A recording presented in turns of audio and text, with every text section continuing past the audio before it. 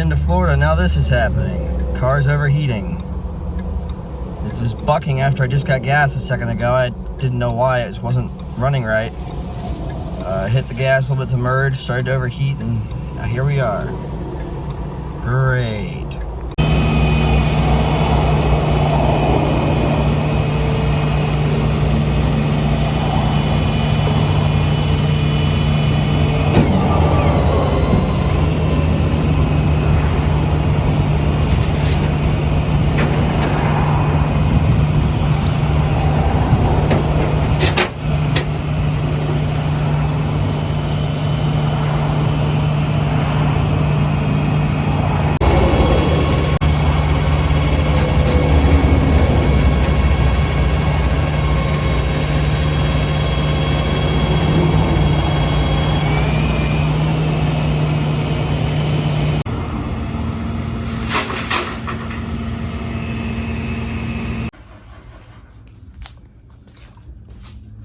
Yep, so Dan's working on it.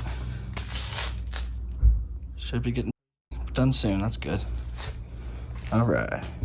After diagnosing the bad fan switch, Dan the mechanic told me my car was safe to drive gently, so I drove it back to Orlando to keep it at my friend Fouad's place. Then, I flew back to Maryland to finish up the Oscar trial and loaded up my S2000 with as much of my stuff as possible. I had Ahmed at Acceleration Automotive fix a broken control arm bolt, and he was more than happy to let me store the car at his shop until I could ship it to Texas. What an awesome guy. Then I flew back to Florida and picked up the parts I needed from Greenway Ford in Orlando, and headed back up to Hugo's Auto Service in Gainesville so Dan could finish fixing my Mustang. So Dan found the problem. Dan is the man, he fixed it. So what do you notice? What happened? So you can see the excess heat built up in your connector and your resistor. So probably your resistor started to overheat more than anything else, and that just kind of melted the plug and the resistor itself. Could there be something else causing that, or is it just quality, or? It's probably a little bit of both on that, to be quite honest. It's an aftermarket resistor and an aftermarket fan, so that's probably part of it.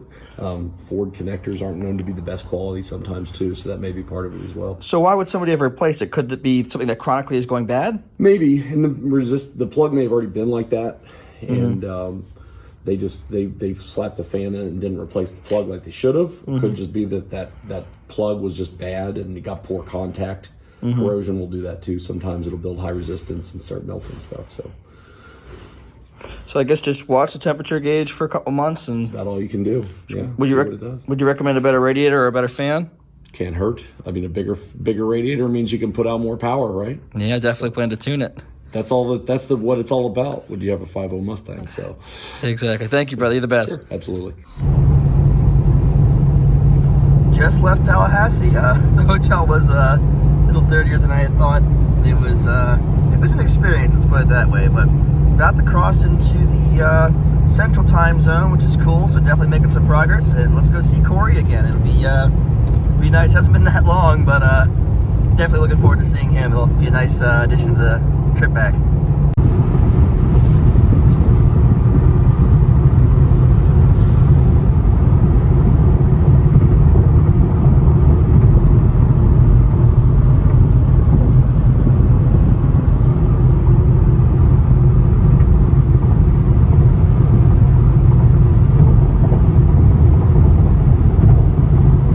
So I finally made it to Texas, just crossed the border from Louisiana. It's amazing how much time you can make up when you're not sick. Definitely had more hours per day and the drive felt easier. Maybe I'm getting used to it, but yep, safely in Texas.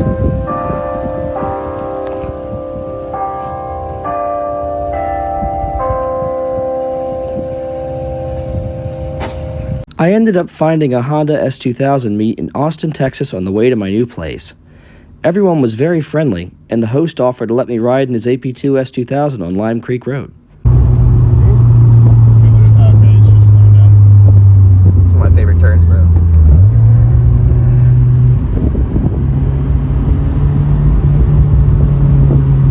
Just gotta pull off for a second and be gone. I realized pretty quickly that I wouldn't be able to safely take my Mustang on Lime Creek Road at the same speed as I would in a smaller car.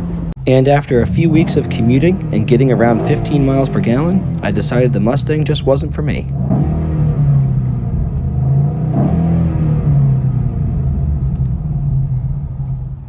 So instead, I bought this.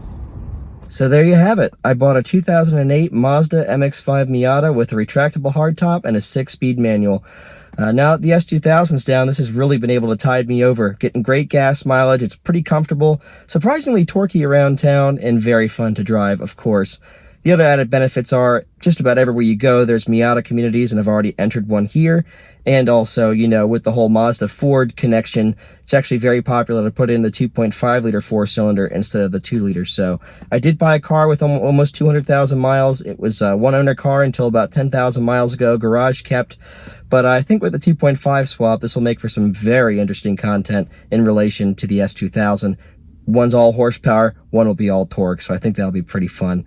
But yeah, I sold my Mustang for $14,500, which basically almost exactly broke even with the purchase price, the airline tickets, the gas, the hotels, and everything. So basically, it was the best, worst road trip ever. I got to see, you know, beautiful landscapes throughout the country, meet some of my YouTube friends, and also just enjoy myself in the whole process of finding a car that I like even better. And I got to enjoy, you know, a muscle car for a while. So thank you guys for watching. Thank you for your patience, and I'll see ya in the next one.